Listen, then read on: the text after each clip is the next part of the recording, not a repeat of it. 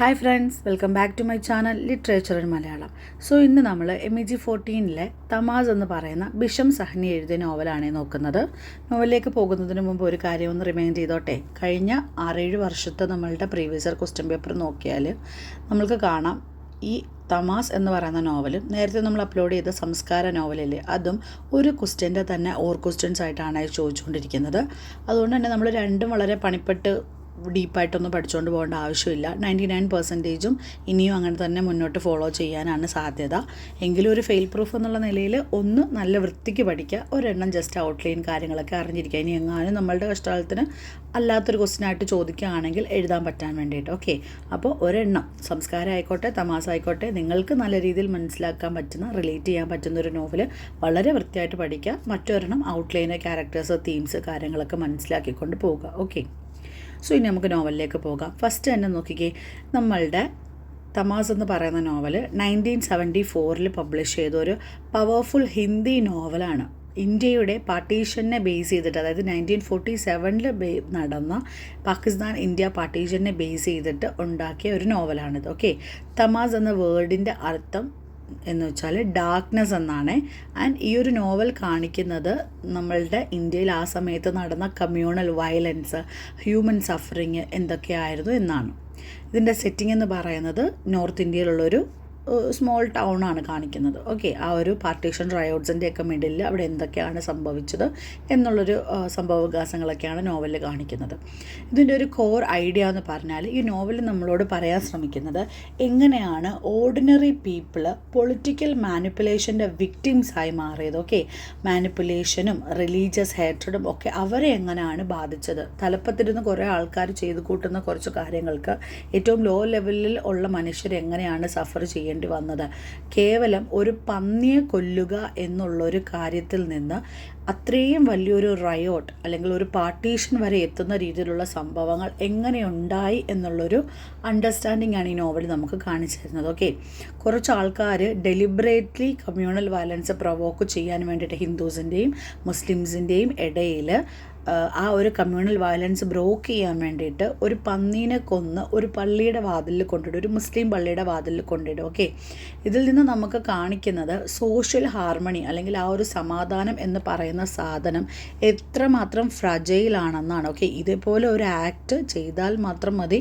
ഇപ്പോഴാണെങ്കിൽ പോലും അതിനൊരു റെലവൻസ് ഉണ്ടല്ലേ. ഇപ്പോഴും അങ്ങനെ ഒരു ആക്ട് ചെയ്ത് കഴിഞ്ഞാൽ വളരെ വലിയ പ്രശ്നങ്ങൾ ഇപ്പോൾ ഉണ്ടാവും അല്ലേ. നമ്മളുടെ നാട്ടിൽ ഇപ്പോൾ നമ്മൾ കണ്ടുവരുന്ന ഈ സമാധാനമൊക്കെ പോകാൻ വേണ്ടിയിട്ട് വളരെ ചെറിയ സമയം മതി എന്ന് നമുക്കൊരു ബോധമുണ്ടാക്കുന്ന നോവൽ കൂടിയാണ് ഈ ബിഷം സഹീനയുടെ തമാസ് എന്ന് പറയുന്നത്. ഇതിൽ വരുന്ന ഇമ്പോർട്ടൻറ്റ് തീംസ് എന്ന് പറഞ്ഞാൽ കമ്മ്യൂണലിസവും പൊളിറ്റിക്കൽ മാനിപ്പുലേഷനുമാണ്. ഇന്നസെൻ്റ് ആയിട്ടുള്ള ആൾക്കാർ, അതായത് കോമൺ പീപ്പിൾ എങ്ങനെ സഫർ ചെയ്തു, moral darkness and loss of humanity, അതേപോലെ തന്നെ അഡ്മിനിസ്ട്രേഷൻ അതിൻ്റെ സൈലൻസും ഹെൽപ്ലെസ്നെസ്സും. ഒരു റയോട്ട് ബ്രോക്ക് ഔട്ട് ചെയ്യുന്ന സമയത്ത് അവരെങ്ങനെയാണ് നിസ്സഹായരായിട്ട് നോക്കി നിൽക്കേണ്ടി വരുന്നത്. ഓക്കെ, ഒരു ഈ പാർട്ടീഷൻ എന്ന് പറയുന്നത് ഹ്യൂമൻ ട്രാജഡി ആയിട്ട്, ഹിസ്റ്ററി ആയിട്ടല്ല ഹ്യൂമൻ ട്രാജഡി ആയിട്ട് എങ്ങനെയാണ് കാണിക്കുന്നതെന്നാണ് ഇതിൻ്റെ ഒരു മെയിൻ തീം എന്ന് പറയുന്നത്. എന്തുകൊണ്ടാണ് ഈ ഒരു നോവൽ ഇമ്പോർട്ടൻ്റ് ആണെന്ന് പറയുന്നതെന്ന് വെച്ചാൽ ഈ ഒരു പാർട്ടീഷനെ ഹീറോയിസമോ അല്ലെങ്കിൽ റൊമാൻറ്റിസൈസ് ചെയ്തിട്ടോ അല്ല ഈ ഒരു നോവൽ കാണിക്കുന്നത്. അത് ലീഡേഴ്സിൽ അല്ല ഫോക്കസ് ചെയ്യുന്നത്, മറിച്ച് വിക്ടിംസിലാണ് ഫോക്കസ് ചെയ്യുന്നത്. മറ്റുള്ള കഥകളായിക്കോട്ടെ, ഹിസ്റ്റോറിക്കൽ ഡോക്യുമെൻ്ററീസ് ആയിക്കോട്ടെ, എല്ലാ ലീഡേഴ്സ് മുകളിലുള്ള ആൾക്കാർ എന്ത് ചെയ്തു, അവരെന്ത് ഡിസിഷൻ എടുത്തു, അവരെ എങ്ങനെ ബാധിച്ചു, അങ്ങനെയാണ് കാണിക്കുന്നത്. മറിച്ച് ഈ നോവൽ ഏറ്റവും താഴേക്കിടയിലുള്ള കോമൺ ആയിട്ടുള്ള ആൾക്കാർക്ക് എന്ത് ബുദ്ധിമുട്ടാണ് ഉണ്ടാക്കിയതെന്ന് കാണിക്കുന്നു. വളരെ റിയലിസ്റ്റിക് ആയിട്ടും സിമ്പിൾ ആയിട്ടുള്ളൊരു നരേഷനിലൂടെയാണ് നോവൽ മുന്നോട്ട് പോകുന്നത്. അതൊരു ഇമോഷണൽ ഇമ്പാക്റ്റ് ഉണ്ടാക്കാൻ ഒരു പരിധിവരെ ഹെൽപ്പ് ചെയ്യുന്നുമുണ്ട്. Then it is considered as one of the finest partition novels in Indian literature. ആ ഒരു വേർഡ് നിങ്ങൾക്ക് ഇൻട്രൊഡക്ഷൻ എഴുതുമ്പോൾ കൊടുക്കാവുന്നതാണ്. It is considered as one of the finest partition novels in Indian literature. Okay, നോക്കിക്കേ, നോവലിൽ 21 ചാപ്റ്റേഴ്സാണുള്ളത്. ഓരോ chapter ഞാൻ detailed summary ആയിട്ട് ഇങ്ങനെ പറഞ്ഞു പോകാം. വളരെ ഡീറ്റെയിൽ അല്ല, നിങ്ങൾക്ക് അറിഞ്ഞിരിക്കേണ്ട കാര്യങ്ങൾ മാത്രം ചുരുക്കി പറഞ്ഞുതരാം. വീഡിയോ ഒരുപാട് ലെങ്ത് ആയിപ്പോയാലും നിങ്ങൾക്ക് കാണാൻ ബുദ്ധിമുട്ടായിരിക്കും.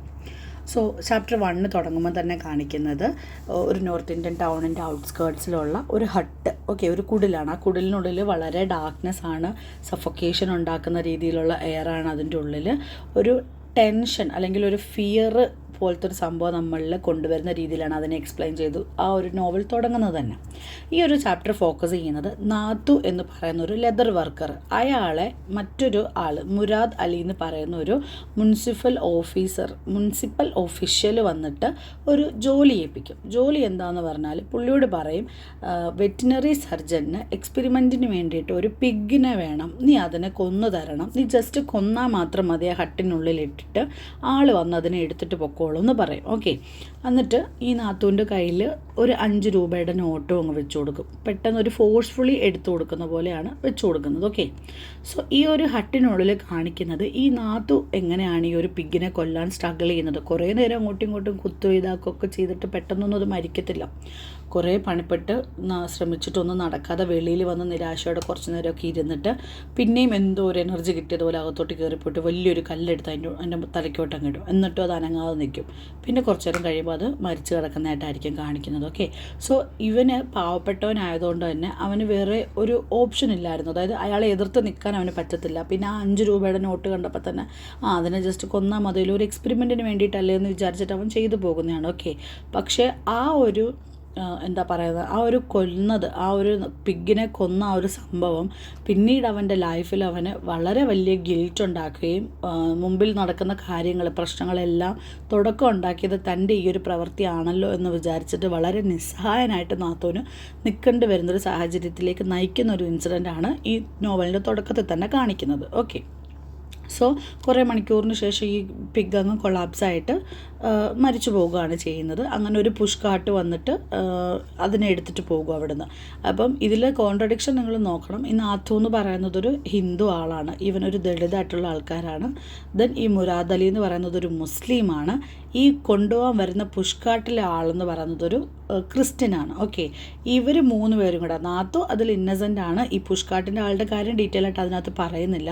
ഇവർ 3 പേരും കൂടി ചെയ്യുന്ന ഈ ഒരു ആക്റ്റാണ് നമ്മളുടെ ഇന്ത്യ പാകിസ്ഥാൻ പാർട്ടീഷന് വേണ്ടിയിട്ട് പ്രശ്നങ്ങൾക്ക് തുടക്കം കുറിച്ച ഒരു ഇൻസിഡൻ്റ് എന്ന് പറയുന്നത്.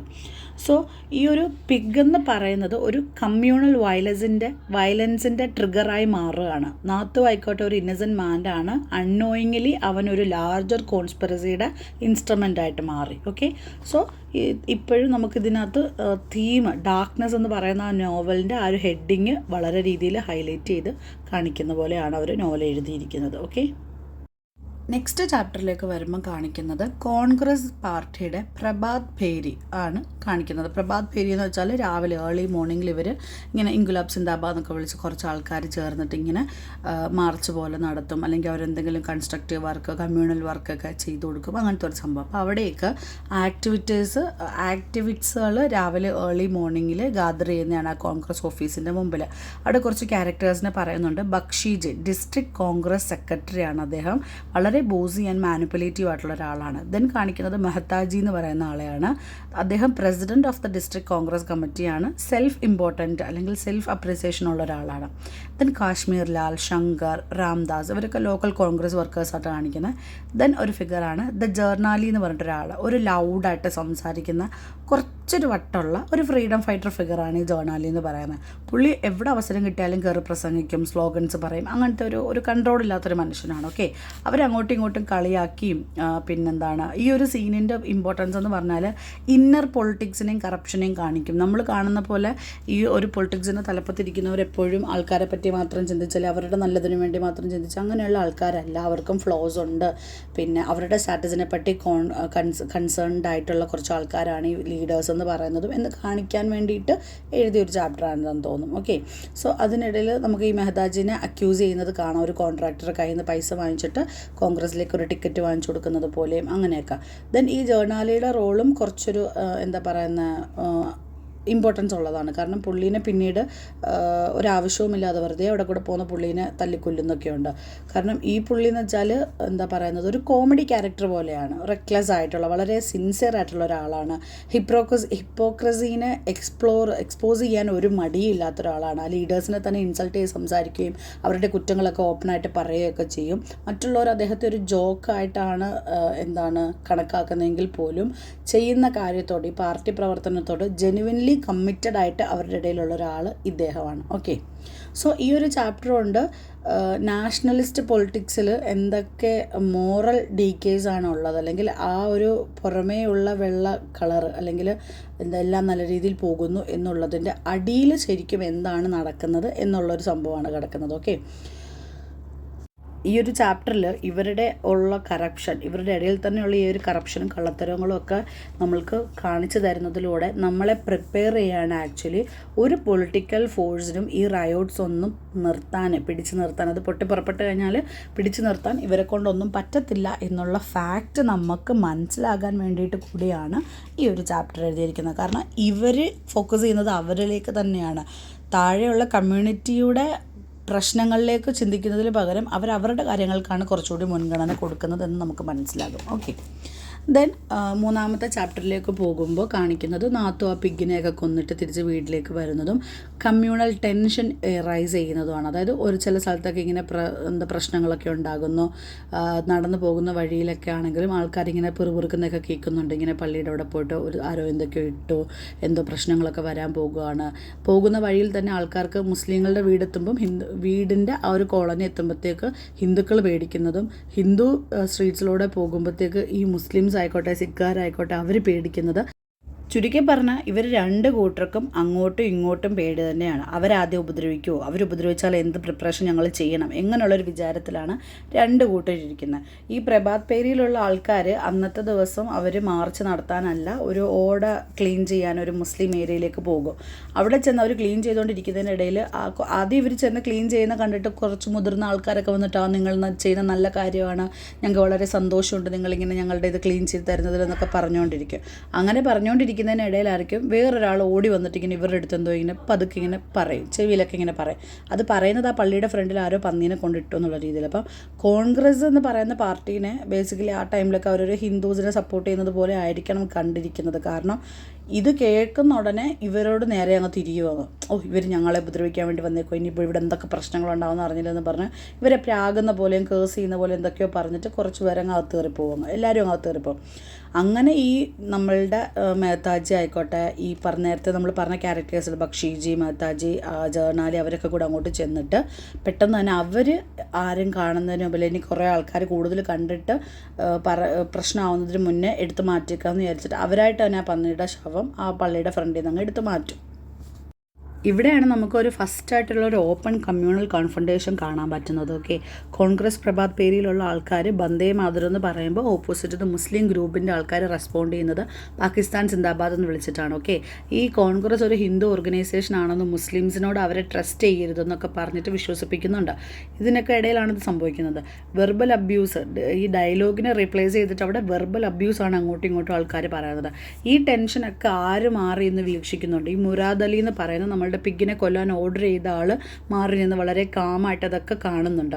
അപ്പം നാദു വിചാരിക്കും ഇനി ഇയാളെങ്ങാനും എന്നെ കണ്ടു കഴിഞ്ഞാൽ ഞാനിത് ചെയ്തത് ക്വസ്റ്റ്യൻ ചെയ്യുമോ എന്നൊക്കെ ഫസ്റ്റ് ഇങ്ങനെ വിചാരിക്കുമെങ്കിലും അയാളുടെ പുറകിന് ചെന്നിട്ടിങ്ങനെ ഞാനത് ചെയ്തായിരുന്നു കേട്ടോ എന്ന് പറയണം എന്നവനുണ്ട്. പക്ഷേ ട്രൈ ചെയ്യുമ്പോഴത്തേക്ക് ഇയാൾ അവിടെ നിന്ന് പോയി കളയുക. ഈ ഒരു കാര്യം കാണിക്കുന്നതെന്ന് വെച്ചാൽ the man who ordered the pig killing is calmly watching communal ഹെഡ് ട്രൈസ്. ഓക്കെ, അയാൾ മാറി നിന്ന് എല്ലാം നല്ല സുഭിക്ഷമായിട്ട് വീക്ഷിക്കുകയാണ്. സോ വയലൻസ് എന്ന് പറയുന്നൊരു സാധനം സഡനായിട്ട് ഉണ്ടാകുന്നതല്ല.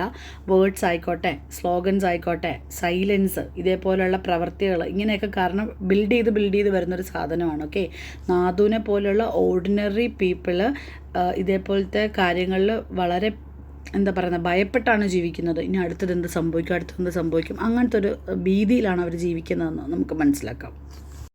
നെക്സ്റ്റ് ചാപ്റ്ററിലേക്ക് വരുമ്പോൾ, ഫോർത്ത് ചാപ്റ്ററിലേക്ക് വരുമ്പോൾ അതിൽ റിച്ചാർഡ് എന്ന് പറയുന്ന ഒരു ബ്രിട്ടീഷ് ഡെപ്യൂട്ടി കമ്മീഷണറേയും അയാളുടെ വൈഫ് ലിസയും കൂടിയിട്ട് ഹോഴ്സസിനെ റൈഡ് ചെയ്തിട്ട് ഒരു സ്ഥലത്തേക്ക് പോകുന്നതാണ്, ഒരു ഹിൽ ടോപ്പിലേക്ക് പോകുന്നതാണ് കാണിക്കുന്നത്, ആ വാലിയൊക്കെ കാണാൻ വേണ്ടിയിട്ട്. റിച്ചാർഡ് എന്ന് പറയുന്ന ആൾ വളരെ എന്തൂസിയാസ്റ്റിക് ആയിട്ടുള്ള, ഇൻ്റലക്ച്വൽ ആയിട്ടുള്ള, ഹിസ്റ്ററി ആർക്കിയോളജി ഒക്കെ വളരെ ഇഷ്ടമുള്ള ഒരാളാണ്. ലിസ വളരെ ബോർഡാണ് ഇന്ത്യയിൽ വന്നിട്ട്, റെസ്റ്റ്ലെസ് ആണ്. അവൾക്ക് ഇമോഷണൽ കണക്ഷൻ എന്ന് പറയുന്നൊരു സാധനം ഇന്ത്യയായിട്ടില്ല. അവൾക്ക് എങ്ങനെയും തിരിച്ചു പോയാൽ മതി എന്നുള്ളൊരു സംഭവമാണ്. ഈ റിച്ചാർഡ് ആയിക്കോട്ടെ വളരെ ഒബ്സസ്ഡ് ആണ് ഹിസ്റ്ററിയുമായിട്ട്. ഏൻഷ്യൻ ട്രേഡ് റൂട്ട്സ്, അലക്സാണ്ടറിനെ പോലുള്ള ഇൻവേർട്ടേഴ്സ്, ബുദ്ധിസ്റ്റ് മൊണാസ്ട്രീസ്, അവർക്കൊക്കെ അതിനൊക്കെ ഭയങ്കര താല്പര്യമുള്ള ഒരാളാണ് റിച്ചാർഡ് എന്ന് പറയുന്നത്. പക്ഷേ ലിസ വളരെ നേരെ ഓപ്പോസിറ്റ് ആയിട്ടുള്ള ഒരാളാണ്.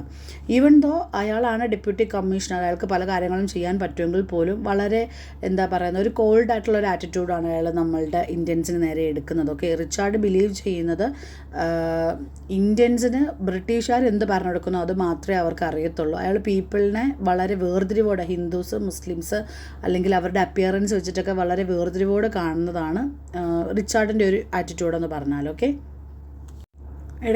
ഒരിടത്ത് കാണിക്കുന്നുണ്ട് ലിസ ഒരു എന്താ പറയുന്നത് മുസ്ലിം കമ്മ്യൂണിറ്റിയിൽ നടക്കുന്ന ഒരു ഫെയർ അവിടെ പോകണമെന്ന് പറയുമ്പോഴത്തേക്ക് അയാൾ പറയും ഇപ്പോൾ പറ്റില്ല, അവിടെ ഇപ്പോൾ പോകാൻ അൺസേഫാണ്, ഹിന്ദുസിൻ്റെയും മുസ്ലിംസിൻ്റെ ഇടയിൽ എന്തോ ഒരു ടെൻഷൻ റൈസ് ചെയ്യുന്നുണ്ട്, ഒരു റയോട്ട് ബ്രേക്ക് ഔട്ട് ചെയ്യാനുള്ളൊരു സാധ്യതയുണ്ടെന്ന് പറയുന്നുണ്ട്.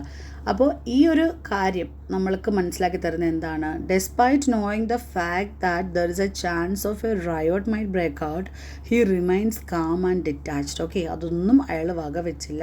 He treats the situation as a routine administrative issue. അതൊന്നും വലിയൊരു കാര്യമായിട്ടല്ല അയാൾ കണക്കാക്കിയിരുന്നത്. അയാൾ പേപ്പറിൽ എന്ത് കിട്ടുന്നു, അയാൾക്ക് എന്ത് ഓർഡർ കിട്ടുന്നു അത് ഫോളോ ചെയ്യുക എന്നുള്ളതല്ലാണ്ട് അയാളുടെ ജോലിയോട് വളരെ ഒരു നീതി നിലനിർത്തുന്ന രീതിയിലുള്ള ഒരാളല്ലായിരുന്നു റിച്ചാർഡ്. ഓക്കെ, 5ാമത്തെ ചാപ്റ്ററിലേക്ക് വരുമ്പം കാണിക്കുന്നത് ഒഫീഷ്യൽസ് എല്ലാം അവെയറാണ് ഇങ്ങനൊരു റയോട്ട് നടക്കാൻ പോകുകയാണ്, അല്ലെങ്കിൽ ഇങ്ങനൊരു ടെൻഷൻ റൈസ് ചെയ്യുന്നുണ്ടെന്ന്. പക്ഷേ അവർ റിപ്പോർട്ട്സും റൂമേഴ്സും വാർണിംഗ് സർക്കുലേഷനും ഒക്കെ കണ്ടിട്ടും വെറുതെ ഒന്നും ചെയ്യുന്നില്ല. ഒരു പ്രിവെൻറ്റീവ് ആക്ഷൻസും ടേക്ക് ഓൺ ചെയ്യാതെ വെറുതെ നോക്കൂത്തികളെ പോലെ ഇങ്ങനെ ഇരിക്കുകയാണ്.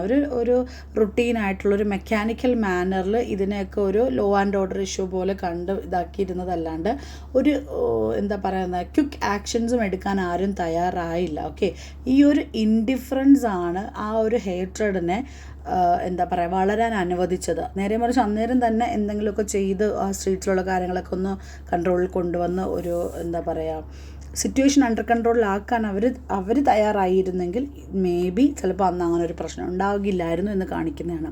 ദെൻ മുസ്ലിം ലീഗിൻ്റെ ഇൻഫ്ലുവൻസിനെ പറ്റിയിട്ട് കാണിക്കുന്നുണ്ട്. മുസ്ലിം ലീഗ് ആക്ടിവിറ്റീസ് അവിടെ ആൾക്കാരെയൊക്കെ മൊബിലൈസ് ചെയ്യുകയും പാകിസ്ഥാൻ സിന്ദാബാദ് എന്ന് പറഞ്ഞിട്ടുള്ള സ്ലോഗൻസ് വളരെ റാപ്പിഡായിട്ട് സ്പ്രെഡ് ചെയ്യിക്കുന്നതൊക്കെ കാണാം.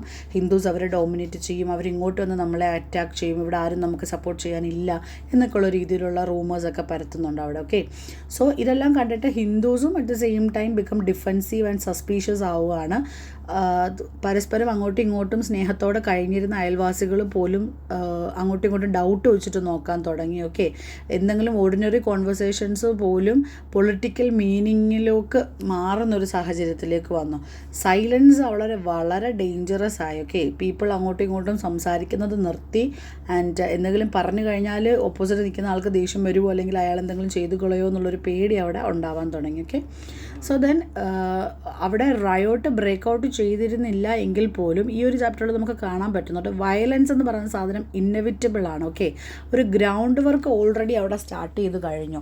ഇതിനിടയിൽ ചില കുട്ടികളെയൊക്കെ ഹിന്ദുസിൻ്റെ നമ്മൾ എന്താ പറയുക ആ പ്രാർത്ഥന നടക്കുന്ന സ്ഥലത്തേക്ക് എല്ലാവരും കൂടിയാലോചനയൊക്കെ ചെയ്യുകയും അതിനിടയിൽ ഒരു ലീഡർ പോലുള്ള ഒരാൾ വന്നിട്ട് കുറച്ച് കുട്ടികളെയൊക്കെ ഇങ്ങനെ ചേർത്ത് കൂട്ടിയിട്ട് അവരോട് നിങ്ങൾ എന്തിനും തയ്യാറായിട്ടിരിക്കണം, ചൂടെണ്ണയൊക്കെ എന്താ പറയുന്നത് ബാൽക്കണിയിൽ നിന്ന് താഴോട്ട് ഒഴിച്ച് ഇവരെയൊക്കെ ഓടിക്കാൻ വേണ്ടിയിട്ട് നിങ്ങൾ റെഡി ആയിട്ടിരിക്കണം, ആയുധങ്ങൾ ബോസ് ആൻഡ് ആരോസൊക്കെ റെഡിയാക്കണം, അതേപോലെ നിങ്ങൾക്ക് സ്വരുക്കൂട്ടാൻ പറ്റുന്ന ആയുധങ്ങളൊക്കെ എടുത്തു വെച്ചിട്ട് നിങ്ങൾ പ്രിപ്പയർ ആയിരിക്കണം എന്നൊക്കെ പറഞ്ഞിട്ട് ഈവൻ ഈ കുട്ടികളെ പോലും അവർ ഈ ഒരു റയോട്ടിന് വേണ്ടിയിട്ട് പ്രിപ്പയർ ആക്കുന്ന ഒരു സീൻസൊക്കെ കാണിക്കുന്നുണ്ട്. സോ ദെൻ ചാപ്റ്റർ 6 and 7 വരുമ്പം ഐസൊലേറ്റഡ് ഇൻസിഡൻസ് ആയിട്ട് അറ്റാക്സും സ്റ്റോൺ ത്രോയിങ്ങും അങ്ങോട്ടും ഇങ്ങോട്ടും ചീത്തവിളിയും അങ്ങനെയുള്ള കാര്യങ്ങളൊക്കെ നടക്കുന്നുണ്ട്. പുറമേ നിന്ന് നോക്കിക്കഴിഞ്ഞാൽ മാർക്കറ്റ് കാര്യങ്ങളൊക്കെ സ്മൂത്തായിട്ട് റൺ ചെയ്യുന്നുണ്ട്. പക്ഷേ അവിടെ ഇവിടെയായിട്ട് ചെറിയ പ്രശ്നങ്ങളൊക്കെ ഉണ്ടാകുന്നുണ്ട്. ഓക്കെ, ഇന്നസെൻറ്റ് പീപ്പിളിനെയാണ് റോങ് ആയിട്ടുള്ള പ്ലേസിൽ ഒറ്റപ്പെട്ട് എവിടെയെങ്കിലും പോയിട്ട് ആൾക്കാരുടെ ഇടയിൽ ചെന്ന് കയറി പ്രശ്നങ്ങളുണ്ടാകുന്നത്. സോ സഡൻ ഡെത്തും ഇഞ്ചുറീസും ഒക്കെ ഉണ്ടാവാൻ തുടങ്ങി. ഇതിലൊന്നും ഇടപെടാത്ത അല്ലെങ്കിൽ ഇതിലൊന്നും ഒരു കുറ്റവും ചെയ്തിട്ടില്ലാത്ത ആൾക്കാരാണ് മരിക്കാൻ തുടങ്ങിയത്. ഈ ഒരു സാധനം ഫിയർ എന്ന് പറയുന്ന സാധനം മാറി ഹേട്രഡ് വരാൻ കാരണമായി. കാരണം നേരത്തെയുള്ള ചാപ്റ്റേഴ്സിലൊക്കെ പേടിയാണ് കണ്ടുകൊണ്ടിരുന്നെങ്കിൽ ഇപ്പോൾ പല ആൾക്കാരുടെയും ഇടയിൽ റിവെഞ്ചും അഗ്രഷനും ഇങ്ങോട്ടടി കിട്ടുന്നതിന് മുമ്പ് തിരിച്ചടി കൊടുക്കണം എന്ന് പറയുന്ന ഒരു സംഭവത്തിലേക്ക് മൈൻഡ് സെറ്റിലേക്ക് ആൾക്കാരെത്തി. അപ്പോഴും അഡ്മിനിസ്ട്രേഷൻ ആബ്സെൻ്റ് ആണ്. ഓക്കെ, ഫിയറും റൂമേഴ്സും ഒക്കെ മാറിയിട്ട് ഫിസിക്കൽ വയലൻസിലോട്ട് കാര്യങ്ങളെത്തി, സസ്പീഷനിൽ നിന്നും ബ്രൂട്ടാലിറ്റിയിലേക്ക് എത്തി, സൈലൻസിൽ നിന്നും സ്ക്രീംസും ക്യാവോസും ഒക്കെ ഉണ്ടാവാൻ തുടങ്ങി. ഓക്കെ, ദെൻ ഈ ഒരു ചാപ്റ്ററിലൊക്കെ നമുക്ക് മനസ്സിലാക്കാം എത്രത്തോളം ഡീഹ്യൂമനൈസ്ഡ് ആയിട്ടായിരുന്നു അന്നത്തെ സംഭവങ്ങളൊക്കെ നടക്കുന്നതെന്ന്. കാരണം ഒരു കുഴപ്പവും ഇല്ലാതെ അല്ലെങ്കിൽ ഇതിലൊന്നും ഇടപെടാത്ത പാവപ്പെട്ട ആൾക്കാർ ജോലിക്ക് പോകുക അല്ലെങ്കിൽ അവരുടെ തൊട്ടടുത്തുള്ള ബന്ധുവിൻ്റെ വീട്ടിലേക്കൊക്കെ പോകുകയും ചെയ്യുമ്പോൾ ആക്സിഡൻ്റലി ഇങ്ങനത്തെ ഓപ്പോസിറ്റ് നിൽക്കുന്ന ആൾക്കാരുടെ ഇടയിൽ പോയി പെടുകയും ഒരു കാരണവും ഇല്ലാതെ മരണപ്പെടുകയായിരുന്നു ചെയ്തുകൊണ്ടിരുന്നത്. എന്നിട്ടോ അവരുടെ മരണം അറിയുമ്പോഴത്തേക്കും അതാത് ഗ്രൂപ്പിലുള്ള ആൾക്കാർക്ക് അത് ഓപ്പോസിറ്റ് നിൽക്കുന്ന ആൾക്കാരോട് വളരെയധികം എന്താ പറയുന്നത് ദേഷ്യം ഉണ്ടാകാനും ഇതിന് പകരം ചോദിക്കണം എന്നുള്ളൊരു ആറ്റിറ്റ്യൂഡിലേക്ക് അവരെ എത്തിക്കാനും സംഭവങ്ങളിൽ അങ്ങനെ ആ ഒരു ഇതിലേക്കാണ് ലീഡ് ചെയ്ത് പോയത്. നെക്സ്റ്റ് ചാപ്റ്ററിലേക്കൊക്കെ പോകുമ്പോൾ ഈ റയോട്ട്സ് കാരണം ഫാമിലീസൊക്കെ അവരുടെ വീടൊക്കെ പെട്ടെന്ന് ഇട്ട് കുറച്ച് ചെറിയൊരു ബണ്ടിൽ ഓഫ് ക്ലോത്ത്സോ കാര്യങ്ങളോ അവർക്ക് വേണമെന്ന കാര്യങ്ങളൊക്കെ എടുത്തിട്ട് ഈ കരയുന്ന കുട്ടികളെയും റിലേറ്റീവ്സിനെയും ഒക്കെ ആയിട്ട് നടക്കാൻ പോലും പറ്റാത്തവരെ എടുത്ത് തോളത്തൊക്കെ ഇരുത്തി അങ്ങനെ കുറേ ആൾക്കാർ ഫ്ലീ ചെയ്യുന്നത് കാണിക്കുന്നുണ്ട്. ഓക്കെ, ഇതിൽ വുമൻസൊക്കെ വളരെ വൾണറബിൾ ആയിട്ടുള്ള ഒരു സിറ്റുവേഷനിലാണ്. അവരെ കണ്ടിട്ട് കുറേ ആൾക്കാർ പിടിച്ചുകൊണ്ട് പോകുന്നത് പോലെയും അല്ലെങ്കിൽ തലയിൽ തുണി ഇട്ട് കഴിഞ്ഞാൽ റിലീജിയനായിട്ട് അവർ ഇന്ന റിലീജിയനുള്ളവരാണ് ഇതെന്നുള്ളത് റെക്കഗ്നൈസ് ചെയ്ത് കഴിയുമ്പോൾ ഹിന്ദുസ് ആയിക്കോട്ടെ മുസ്ലിംസ് ആയിക്കോട്ടെ രണ്ട് ഭാഗത്തുനിന്നും അസോൾട്ട് ആയിക്കോ ഹ്യൂമിലിയേഷന് ഫാമിലി മെമ്പേഴ്സിൻ്റെ അടുത്തുനിന്ന് അവരെ പിടിച്ച് മാറ്റിയെടുക്കുക അങ്ങനത്തെ സംഭവങ്ങളൊക്കെ നേരിട്ടുകൊണ്ടേ ഇരിക്കുമായിരുന്നു. ഇതിനെല്ലാം ഇടയിൽ ഈ കുട്ടികൾ എന്ത് ചെയ്യണമെന്ന് പോലും അറിയാതെ പൊളിറ്റിക്സ് എന്താ റിലീജിയൻ എന്താണെന്നൊന്നും അറിയാത്ത കുട്ടികൾ കരഞ്ഞ് നിലവിളിക്കുകയാണ്. അവരുടെ കൂടെയുള്ള ആളുകളൊക്കെ സാഹചര്യങ്ങൾ മോശമായി തുടങ്ങുമ്പോഴത്തേക്ക് ചിലപ്പോൾ അവരെ ഇട്ടിട്ടൊക്കെ ഒരുപാട് ആളുകൾ ഓടിപ്പോകുന്നു, വീടുകളൊക്കെ കത്തിക്കുന്നു, അങ്ങനെ ഒരുപാട് പ്രശ്നങ്ങളോടെ നടന്നുകൊണ്ടേയിരിക്കുകയാണ്. ഓക്കെ, ഈ സമയത്ത് ഒരു മോറൽ വാല്യൂസ് എന്ന് പറയുന്ന കാര്യങ്ങളില്ല. സാധാരണയുള്ള സമയത്ത് എൽഡേഴ്സിനെയൊക്കെ റെസ്പെക്റ്റ് ചെയ്യുന്നു, ചിൽഡ്രൻസൊക്കെ പ്രൊട്ടക്റ്റഡ് ആണ്, വുമൻസിന് ഷെൽട്ടേഴ്സ് ഉണ്ട്. പക്ഷേ ഈ ഒരു റയോട്ട് പൊട്ടിപ്പുറപ്പെടുമ്പോഴത്തേക്ക് ഈ പറഞ്ഞ മോറൽ വാല്യൂസ് എല്ലാം കൊലാപ്സ് ആവുകയാണ്.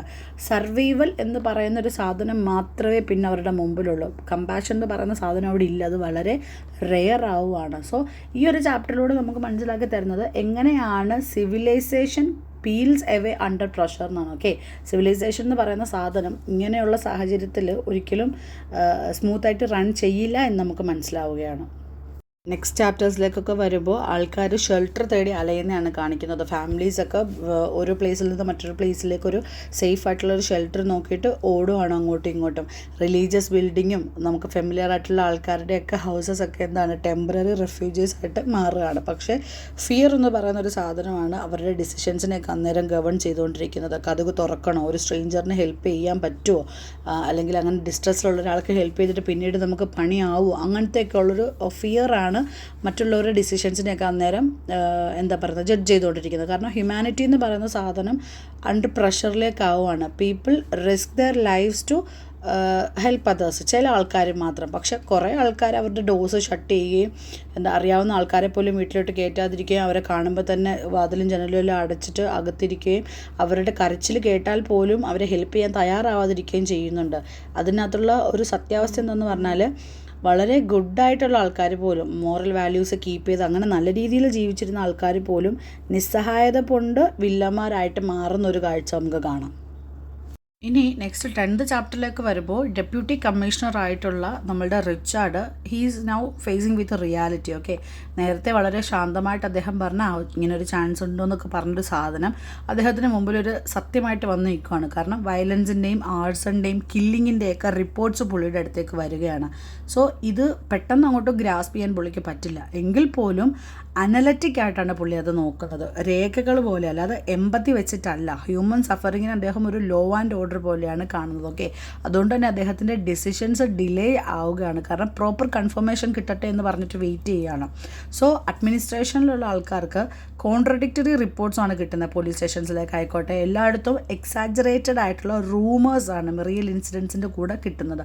സോ ഒരു ക്ലിയർ പിക്ചർ എന്താണ് ഗ്രൗണ്ട് സിറ്റുവേഷനിൽ എന്നുള്ളത് കിട്ടുന്നില്ല. സോ അതുകൊണ്ട് തന്നെ ഡിസിസീവ്ലി ആക്ട് ചെയ്യേണ്ടതിന് പകരം എന്താണ് അവർ ആക്യുറസിക്ക് വേണ്ടിയിട്ട് ആർഗ്യൂ ചെയ്യുകയാണ്. ഓക്കെ, ഒരു റിട്ടൺ കൺഫർമേഷൻ വേണം, അല്ലെങ്കിൽ നമ്മളിത് ഓവർ റിയാക്ട് ചെയ്തതാണെന്ന് പിന്നീടൊരു വഴക്ക് കേൾക്കേണ്ടി വരുമോ എന്നുള്ളൊരു ഫിയറിൽ അവർ എന്താ പറയുന്നത്, വളരെ സ്ലോ ആയിട്ടാണ് എല്ലാം ചെയ്തുകൊണ്ടിരിക്കുന്നത് ഒഫീഷ്യൽസ്. സോ പോലീസും മിലിറ്ററിയും വളരെ ഹെസിറ്റേറ്റഡ് ആണ് അന്നേരം അവിടെ. ഒന്നാമത് തന്നെ പോലീസ് ഫോഴ്സ് ഇൻസഫിഷ്യൻ്റ് ആണ് അവിടെ. അതേപോലെ തന്നെ ആംഡ് ഫോഴ്സസിനെയൊക്കെ ഡിപ്ലോയ് ചെയ്യാനുള്ള ഓർഡേഴ്സിനെ പറ്റിയിട്ട് ഡിസ്കസ് ചെയ്യുന്ന അല്ലാണ്ട് ഒന്നും പെട്ടെന്ന് നടത്തുന്നില്ല. ഓക്കെ, സോ ഒരു പൊളിറ്റിക്കൽ റിപ്പർക്കഷൻ എന്ന് പറയുന്നൊരു സാധനം, അതായത് ഇവർ ഫോഴ്സ്ഫുള്ളി ഇത് ചെയ്തെന്ന് പിന്നീടൊരു കേൾക്കേണ്ടി വരുമോ എന്നൊരു ആങ്സൈറ്റി ഈ ഒഫീഷ്യൽസിനുള്ളതുപോലെ കാണിക്കുന്നുണ്ട്. സോ ഈ ഒരു ചാപ്റ്ററിൽ എന്താ കാണിക്കുന്നത്, ഈ ബ്രിട്ടീഷ് ഒഫീഷ്യൽസ് ആയിക്കോട്ടെ നമ്മളുടെ പോലീസ് ഫോഴ്സ് ആയിക്കോട്ടെ, ഇവരിങ്ങനെ താമസിപ്പിക്കും തോറും അവിടെ വീടുകൾക്ക് തീയിട്ടുകൊണ്ടും ഇന്നസെൻറ്റ് പീപ്പിൾ അറ്റാക്ട് ആയിക്കൊണ്ടും ഒക്കെ ഇരിക്കുകയാണ്. ഫാമിലീസൊക്കെ അവരുടെ ജീവന് വേണ്ടിയിട്ട് ഫ്ലീ ചെയ്തുകൊണ്ടേ ഇരിക്കുകയാണ്. സോ ഈ ഒരു ചാപ്റ്ററിൽ കാണിക്കുന്നതെന്ന് പറഞ്ഞാൽ നമ്മളുടെ ടൈറ്റിൽ, അതായത് തമാസ് എന്ന് പറയുന്ന ആ ഒരു ഡാർക്ക്നെസ് ഇൻസ്റ്റിറ്റ്യൂഷണൽ ഡാർക്ക്നെസ് ആയിട്ട് ഇവിടെ കാണിക്കുകയാണ്. കാരണം ഒരാളും ക്ലിയർ ആയിട്ട് സ്റ്റോപ്പ് അല്ലെങ്കിൽ ചെയ്യരുത് എന്ന് പറയുന്നില്ല, ആരും അറ്റ് ദ റൈറ്റ് ടൈമിൽ ആക്ട് ചെയ്യുന്നില്ല. സോ ആ ഒരു സൈലൻസിലൂടെ ഡാർക്ക്നെസ് ഇങ്ങനെ ഗ്രോ ആയിക്കൊണ്ടേ ഇരിക്കുകയാണ്.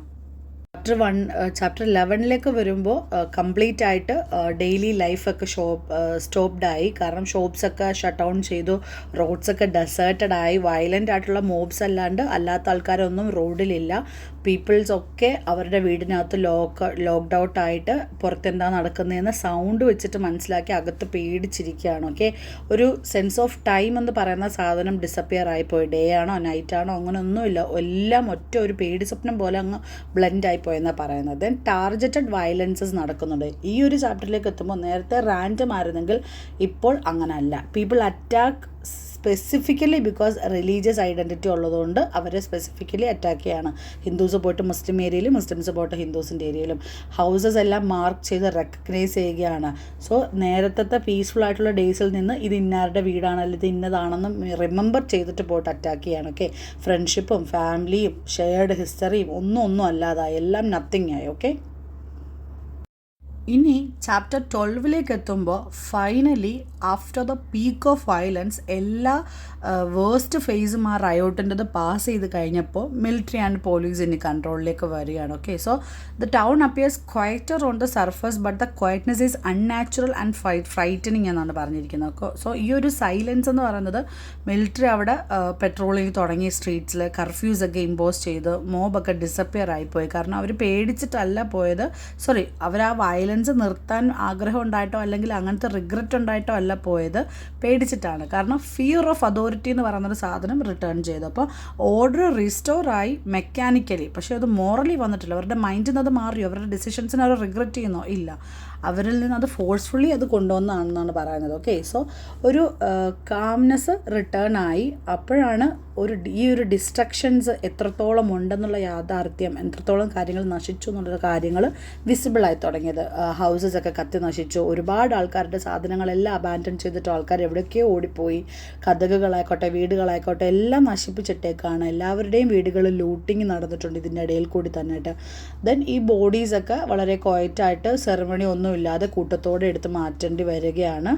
ഈ ഒരു അന്നേരം ആ ഒരു town looks like A place that survived A disaster. ഒരു സെലിബ്രേഷൻ കഴിഞ്ഞതുപോലെയല്ല, ഒരു ഡിസാസ്റ്റർ, എന്തോ ഒരു ദുരന്തം നടന്നിട്ട് അതിന് ശേഷം ഉള്ള ആൾക്കാരുടെ വീടുകൾ പോലെയാണ് കാഴ്ചപ്പെട്ടിടുന്നത്. ദെൻ അപ്പോൾ ഈ സർവൈവേഴ്സൊക്കെ പതുക്കെ വെളിയിലേക്ക് വരാൻ തുടങ്ങി. അവർക്ക് ഹെസിറ്റേഷൻസും ഫിയറും ഒക്കെ ഉണ്ട്, ഇത് തീർന്നില്ലയോ എന്നുള്ള ഡിസ്ബിലീഫ് ഉണ്ട്. ഓക്കെ, അപ്പോൾ ഒരു സെൻസ് ഓഫ് വിക്ടറി ആർക്കും ഇല്ല. ഈ ഒരു chapter strongly rejects the idea of triumph. Victory ആർക്കും ഇല്ല, ഒരു കമ്മ്യൂണിറ്റിക്കും വിക്ടോറിയസ് ആയിട്ട് ഫീൽ ചെയ്യുന്നില്ല, ഒരു ഐഡിയോളജീസും ജസ്റ്റിഫൈഡ് ആയതുപോലെ തോന്നുന്നില്ല. എല്ലാവർക്കും എന്തൊക്കെയോ നഷ്ടപ്പെട്ടു, ഹോം, ഡിഗ്നിറ്റി, ലവ്ഡ് വൺസ് അല്ലെങ്കിൽ ഫെയ്ത്ത്. റയോട്ട് ഒരു എംപ്റ്റിനെസ് മാത്രമാണ് ബാക്കി വെച്ചത്, ഒരു റെസൊല്യൂഷൻ റയോട്ട് കൊണ്ടുവന്നില്ല എന്നുള്ളത് നമുക്ക് ഈ ഒരു ചാപ്റ്ററിൽ വ്യക്തമാകും. ദെൻ ഇമോഷണൽ ആഫ്റ്റർമാത്ത് എന്താ ഉള്ളത്? ഷോക്ക്, നംപ്നെസ്, ഇമോഷണൽ പാരസിസ്, എന്താ പറയുന്നത്, പീപ്പിൾസ്, അതായത് ആൾക്കാർ വളരെ ലൗഡ്ലി കരയുകയോ അല്ലെങ്കിൽ പ്രൊട്ടസ്റ്റ് ചെയ്യുകയോ ഒന്നും ചെയ്യുന്നില്ല. അവർ വളരെ സൈലൻ്റായിട്ട് മെക്കാനിക്കലി ഇങ്ങനെ മൂവ് ചെയ്തു കാര്യങ്ങൾ ചെയ്തുകൊണ്ടിരിക്കുകയാണ്. അവരുടെ ഉള്ളിൽ എന്തോ ഒന്ന് ബ്രോക്കൺ ആയതുപോലെ, പെർമനൻ്റായിട്ട് എന്തോ ഒന്ന് നശിച്ചു പോയതുപോലെ, അത്ര ഒരു ഡിപ്രഷൻ സ്റ്റേറ്റിലേക്ക് എത്തി എല്ലാ ആൾക്കാരും. ഓക്കെ, ഈ ഒരു ചാപ്റ്ററിലൂടെ നമുക്ക് എന്താ മനസ്സിലാക്കാൻ പറ്റുന്നത്? വയലൻസ് എന്ന് പറയുന്ന കാര്യം കൊണ്ട് ഒന്നും അച്ചീവ് ചെയ്യാൻ പറ്റില്ല അല്ലെങ്കിൽ പറ്റിയിട്ടില്ല. ഹേറ്റ്രഡ് എന്ന് പറയുന്ന സാധനം കൊണ്ട് ഡിസ്ട്രക്ഷൻ മാത്രമാണ് നടന്നതെന്ന്. ചാപ്റ്റർ 13 വരുമ്പോൾ കാണിക്കുന്നത് അഡ്മിനിസ്ട്രേഷൻ ഈ ഡാമേജ് ഒക്കെ റിവ്യൂ ചെയ്യുന്നതാണ്. കാര്യങ്ങളൊക്കെ ഒഫീഷ്യലി അണ്ടർ കൺട്രോളായി. കർഫ്യൂസ്, പെട്രോൾസ് അതുപോലെ തന്നെ ആംഡ് പ്രസൻസ് ഒക്കെ എല്ലായിടവും ഉണ്ട്. അതൊക്കെ ഈ വയലൻസിനെ സ്ട്രീറ്റിൽ നിന്ന് പുഷ് ചെയ്ത് മാറ്റാൻ സഹായിച്ചു. സോ അറ്റ്മോസ്ഫിയർ ഇപ്പോഴും ഹെവിയാണ്, വളരെ ടെൻസാണ്, ഒട്ടും നാച്ചുറൽ അല്ല. ഓക്കെ, ലൈഫ് എന്ന് പറയുന്ന സംഭവം it doesn't return to normal. Okay, അതൊന്ന് സസ്പെൻഡ് ആയി പോയതുപോലെയാണ്. ഈ അഡ്മിനിസ്ട്രേറ്റീവ്സ് ഒക്കെ ഇപ്പം റിപ്പോർട്ട്സ് ഒക്കെ പ്രിപ്പയർ ചെയ്യാണ്. കാഷ്വാലിറ്റി ഫിഗേഴ്സ് ഡിസ്കസ് ചെയ്യുന്നു, എന്തൊത്തോളം ഡാമേജ് വന്നിട്ടുണ്ടെന്ന് അസസ്മെൻറ്റ് നടക്കുന്നു. അപ്പോൾ ഈ ആൾക്കാർ അനുഭവിച്ച് ഇത്രയും സഫറിങ് കാര്യങ്ങളിലൊക്കെ വെറും നമ്പേഴ്സിലേക്കും ഫയൽസിലേക്കും ഒഫീഷ്യൽ ലാംഗ്വേജസിലേക്കിട്ടൊക്കെ ചുരുങ്ങി പോകുകയാണ്. ഓക്കെ, അവർക്കുണ്ടായ ആ ഒരു അനുഭവത്തിന് ഒന്നും നമുക്ക് തിരിച്ച് ഒന്നും കൊടുക്കാൻ പറ്റത്തില്ല, ഒന്നിനും സെൽഫ് ജസ്റ്റിഫിക്കേഷൻ ഇല്ല. ചില ഒഫീഷ്യൽസൊക്കെ ക്വയറ്റ്ലി അഡ്മിറ്റ് ചെയ്യുന്നുണ്ട് അവർക്ക് തടയാൻ പറ്റുമായിരുന്നെങ്കിൽ. എങ്കിലും ഭൂരിപക്ഷം ആൾക്കാരും അപ്പോഴും പറഞ്ഞിരിക്കുന്നത് എന്താണ്, അവരെ കൊണ്ട് തടയാൻ പറ്റുന്നതല്ലായിരുന്നു, അതൊരു ഇന്നവിറ്റബിൾ സർക്കംസ്റ്റൻസ് ആണെന്ന് പറഞ്ഞിട്ട് കൈയൊഴുകയാണ് ചെയ്തത്. തന്നെ ഈ ആൾക്കാരൊക്കെ അവരുടെ ഈ ബേൺഡായി പോയിട്ടുള്ള ഇംലൂട്ടഡ് ഒക്കെ ആയിട്ടുള്ള വീട്ടിലേക്കും ഷോപ്സിലേക്കൊക്കെ വരികയാണ്. ആ കരിഞ്ഞു പോയ ചാരത്തിൻ്റെ ഉള്ളിൽ അവർ നോക്കുകയാണ് അവരുടെ പാത്രങ്ങളോ ഉടുപ്പുകളോ അവർക്ക് നോർമൽ ലൈഫിലേക്ക് വേണമെന്ന് എന്തെങ്കിലും സാധനങ്ങളുണ്ടോ എന്നുള്ള കാര്യം. ഓക്കെ, ഓരോരുത്തർക്കും അപ്പോൾ ഹോം എന്ന് പറയുന്നൊരു സാധനം no longer feels like home. Okay, then broken റിലേഷൻഷിപ്സിനെയും കാണിക്കുന്നുണ്ട്. അയൽവാസികൾ പോലും തമ്മിൽ ഐ കോണ്ടാക്റ്റ് വരാതെ, അതായത് ഡിഫറെൻറ്റ് കമ്മ്യൂണിറ്റീസിലുള്ള ആൾക്കാർ ഓഫ് കോഴ്സ് ഐ കോണ്ടാക്ട്സ് വരാതെ ഒരു സൈലൻസ് അവിടെ ഉണ്ടാവുകയാണ് ചെയ്തത്. ഓക്കെ, ഒരു അൺസ്പോക്കൺ ആയിട്ടുള്ള ഗിൽറ്റും സസ്പീഷ്യൻസും അവിടെ റൈസ് ആവുന്നത് കാണാം ഈ ചാപ്റ്ററിൽ. സോ ഇനി ചാപ്റ്റർ 14 നമ്മളുടെ അറ്റൻഷൻ കൊണ്ടുപോകുന്നത് ഈ ഡിസ്പ്ലേസ്ഡ് ആയിട്ടുള്ള പീപ്പിൾസിലേക്കാണ്. Okay, so those who survived the riots but can no longer return to normal life എന്നാണ് പറഞ്ഞിരിക്കുന്നത്. കാരണം വയലൻസ് സ്റ്റോപ്പ് ചെയ്തിട്ടുണ്ടായിരിക്കും, പക്ഷേ പല ആൾക്കാർക്കും എന്നല്ല, ഒരുപാട് ആൾക്കാർക്ക്, അവിടെയുള്ള മോസ്റ്റ് ഓഫ് ദ ആൾക്കാർക്ക് ഹോം എന്ന് പറയുന്നൊരു സാധനം ബിക്കം ഇമ്പോസിബിളായി. കാരണം എല്ലാം നശിച്ചു പോയി കഴിഞ്ഞിരിക്കുന്നു. ഓക്കെ, റെഫ്യൂജി മൂവ്മെൻ്റ് ആണ് പിന്നെ കാണിക്കുന്നത്. ഒരുപാട് ലാർജ് നമ്പർ ഓഫ് ആൾക്കാർ ഇപ്പോൾ അവരുടെ ഒറിജിനൽ നൈബർഹുഡ് വിട്ടിട്ട് ക്യാമ്പ്സിലേക്കും സേഫർ ലൊക്കാലിറ്റീസിലേക്കോ അല്ലെങ്കിൽ റിലേറ്റീവ്സിൻ്റെ ഹൗസിലേക്കൊക്കെ പോവുകയാണ്. അവർക്ക് എന്തുണ്ടോ വളരെ കുറച്ച് കാര്യങ്ങളെ അവരുടെ കയ്യിലുള്ളൂ, അതും എടുത്തുകൊണ്ട് അവർ പോകുകയാണ്. ഈ ഒരു മൂവ്മെൻറ്റ്സ് എല്ലാം വളരെ സൈലൻ്റ് ആൻഡ് സോറോഫുൾ ആണ്, ഒട്ടും ഡ്രമാറ്റിക് ആയിട്ടല്ല കാണിച്ചിരിക്കുന്നത്. So no one knows whether the displacement is temporary or permanent. എന്തിലേക്കാണ് അവർ നീങ്ങുന്നതെന്ന് അറിയാതാണ് അവർ റെഫ്യൂജി ക്യാമ്പിലേക്ക് ടെമ്പററി ഷെൽട്ടേഴ്സൊക്കെ സെറ്റപ്പ് ചെയ്തിട്ടുണ്ട്. Schools, religious buildings, open grounds, ഇതൊക്കെ റെഫ്യൂജി ക്യാമ്പ്സ് ആയിട്ട് മാറി. ഈ റെഫ്യൂജി ക്യാമ്പ്സിൻ്റെ ഒക്കെ ഉള്ളിൽ ഫാമിലീസൊക്കെ ക്രൗഡ് ടുഗദർ ആയിട്ട് ഇരിക്കുകയാണ്. ഓക്കെ, പ്രൈവസി എന്ന് പറയുന്നൊരു സാധനം ആർക്കും ഇല്ല. ഹങ്കർ, ഇൽനെസ്, എക്സോഷൻ, ഇതൊക്കെയാണ് അവിടെ എടുത്തു നിൽക്കുന്നത്. സോ സേഫ്റ്റി എന്ന് പറയുന്നൊരു സാധനം ആഫ്റ്റർ വയലൻസ് ഒരിക്കലും ഡിഗ്നിറ്റി അല്ലെങ്കിൽ കംഫർട്ടിനെ ബേസ് ചെയ്തിരിക്കുന്നില്ല. ജീവൻ ഉണ്ട് എന്നുള്ളത് മാത്രമാണ് അന്നേരത്തെ കാര്യം. ഓക്കെ, സോ റയോട്ട്സ് എന്ന് പറയുന്ന സാധനം വളരെ ഈ ആൾക്കാരെയൊക്കെ കൊന്നില്ലെന്നേ ഉള്ളൂ, പക്ഷെ അവരെ അങ്ങ് ഒരുപാട് താഴത്തേക്ക് എത്തിച്ചു എന്നാണ് പറയുന്നത്. അവർ ഹ്യൂമിലിയേഷനിലാണ് ഡിപ്പെൻഡ് ചെയ്ത് നിൽക്കുന്നത്. നേരത്തെ വളരെ നല്ല നിലയിൽ അന്തസ്സോടുകൂടി ജീവിച്ചിരുന്ന ആൾക്കാർ, അല്ലെങ്കിൽ അത്രയും പ്രൗഡിയോടെ നിന്നിരുന്ന ആൾക്കാർ പലരും ഇപ്പം റേഷൻസിനെയും അല്ലെങ്കിൽ അവിടുന്ന് കിട്ടുന്ന ബ്ലാങ്കറ്റ്സ്, ഒഫീഷ്യൽ എയ്ഡിനെയൊക്കെ ഡിപ്പെൻഡഡ് ആയിരിക്കുന്നെന്ന് പറയുന്നത് അന്നേരം അവർക്ക് ഷെയിം നോക്കാൻ പറ്റത്തില്ല, ഹെൽപ്ലെസ്നെസ്സിലാണ് അവരല്ലേ. അപ്പോൾ ആ people who once lived with self respect now stand in queues. ആ ഒരു സാധനമാണ് ഈ ഒരു ചാപ്റ്ററിൽ നമുക്ക് കാണിക്കുന്നത്. ഓക്കെ, അവർക്ക് തിരിച്ചു പോകാൻ പേടിയാണ്. കാരണം വയലൻസ് ഈ ഒരു റയോട്ടിന് ശേഷവും നടക്കുന്നു, അല്ലെങ്കിൽ അവരുടെ മൈൻഡിൽ അങ്ങനെ അതിപ്പോഴും സ്റ്റിൽ അവിടെ തന്നെ ഉണ്ട്. ആ ഒരു darkness of loss, darkness of uncertainty, darkness of permanent fear, ഇതാണ് ഇവിടെ നമുക്ക് കാണാൻ പറ്റുന്നത്.